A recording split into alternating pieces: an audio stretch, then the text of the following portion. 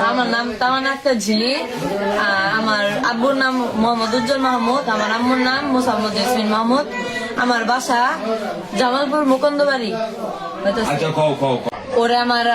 ওরে আমার পছন্দ, ঠিক আছে? মানে ওরা আমার পছন্দ, ওরা আমি বিয়ে করতে চাই। তুমি মেয়ে না? জি মেয়ে। ও মেয়ে। তোমরা দুজন মেয়ে বিয়ে করতে চাও? জি।